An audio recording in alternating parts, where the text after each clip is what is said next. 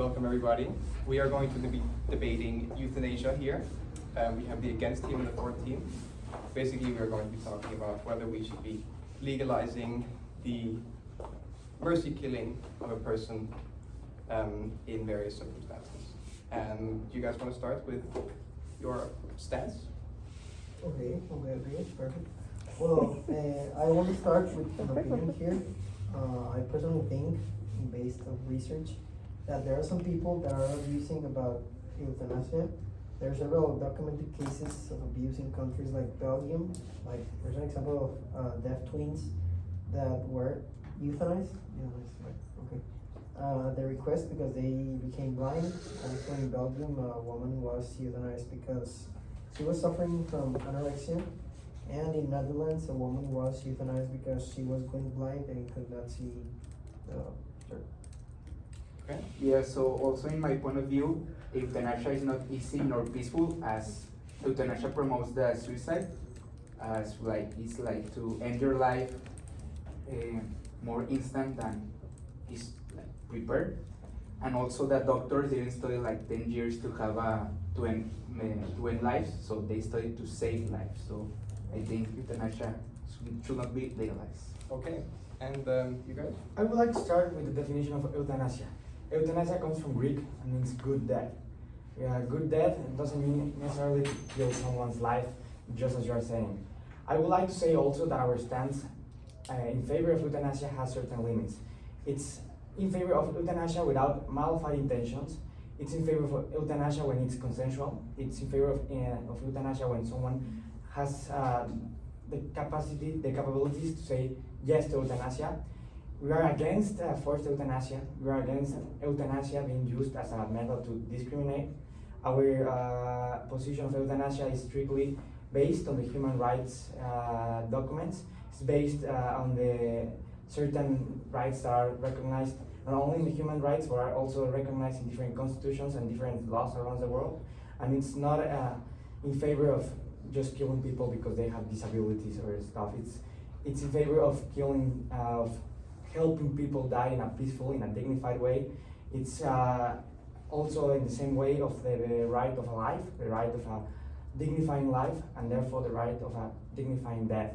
Not in favor of killing people just because they have certain sickness, but in a very strict way, in a very respectful way, and actually helping people to end suffering more than just, we don't talk about euthanasia as a way of killing people. We talk of euthanasia as a way of helping people get the death they deserve. Okay.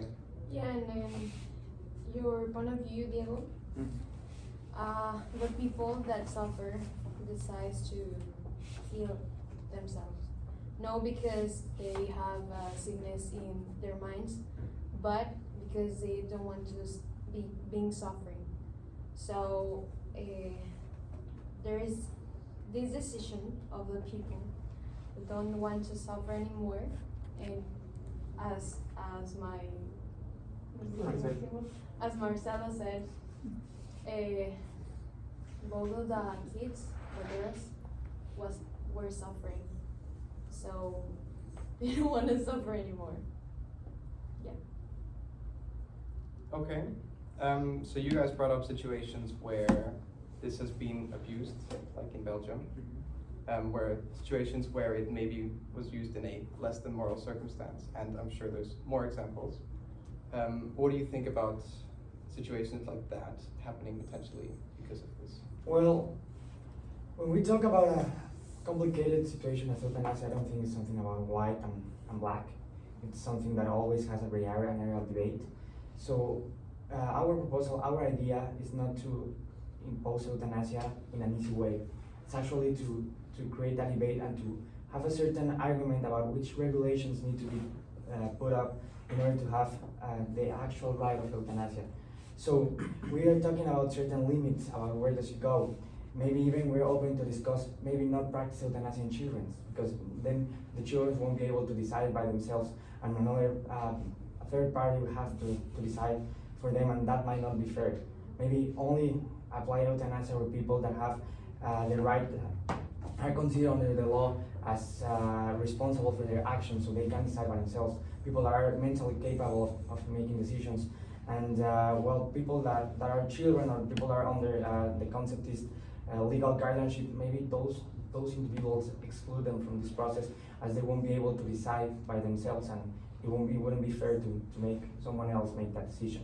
So we agree that it's not just saying euthanasia is easy, public, and free for everyone in the street, just go kill yourself.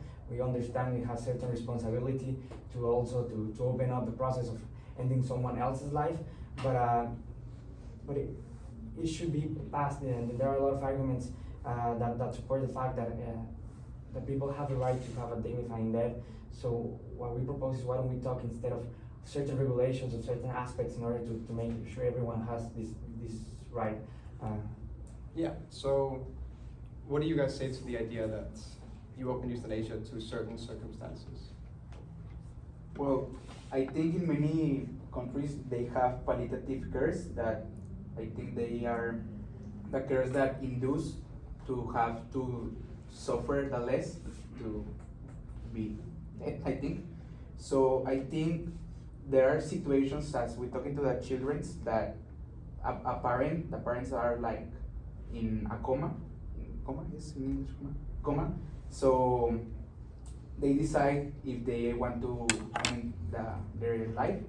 So the children disconnect the parent, so they maybe want the inheritance or money, so they kill the parent because they want money. So I think also maybe a solution could be palliative cares, so they can induce to suffer the less, so they can live more. Because I think the human life has to be with dignity. You have to live with dignity and also die with dignity. So if you induce to a suicide, it could be a synonym of euthanasia. So you're not using your dignity. I would like to make a clear distinction here. Euthanasia is a concept that's so big that has different categories. We're talking about active euthanasia, about passive euthanasia, and also about consensual and non-consensual euthanasia. So it is in our opinion that it's very different circumstance to unplug someone that's in a coma than to actually take steps to end someone's life. So the proceedings and the regulations of both situations should also be different, as they're not the same circumstances. So I think we should make that distinction very clear when we're debating. We cannot be talking about the same thing. It's not the same thing to unplug someone than to take active measurements to end someone's life. So I think we should not mix up those situations as the same one, as they are very different. They are situations of a very different nature. Yeah. What do you guys think about it? So yeah, so talking about like active euthanasia is like when you want to end your life. But I think, as my partner here says, there are like abuse of euthanasia, like The example of the anorexia girl or the like there are sickness that can be cured with medicaments such as depression and anxiety. So I think euthanasia is not the best way to solve the problem. solve the problems. So yes, we have like medicaments, medical care, a lot of things. So yeah, so So you think that in every situation can be avoided? Avoided, Euthanasia is not necessary ever. so you cannot to not end a life. Okay. Yeah, but in that point, where goes the autonomy of the person itself? Like, they can decide on his her life. You are blocking a human right. So you are telling that person that he or she cannot decide on their life. Are you saying that? Well, I'm saying that euthanasia is not a human right. Like, it's, No, but Uh-huh. the decision, the autonomy of the person of deciding on her life, his, her life. Well, yeah, we have the right to decide our life, but as if we legalize euthanasia, we are legalizing also like all cases. all case of euthanasia. So yeah, we can make a statement of active, passive, and voluntary euthanasia. So we can like maybe legalize some euthanasia in some cases, not as like self-inducted, like I just want to kill, I want to make euthanasia. So like in some sickness or some special cases, maybe euthanasia can be promoted. Yeah, but euthanasia is not like inducing like itself of a person. It's a process that it has a doctor, like a third person that is checking the process, and the person that is going to receive euthanasia. Because it's a process. The person itself cannot like induce euthanasia. No, Because yeah, that's suicide. There's a Yeah, very exactly. there's a very big So, difference between suicide and euthanasia.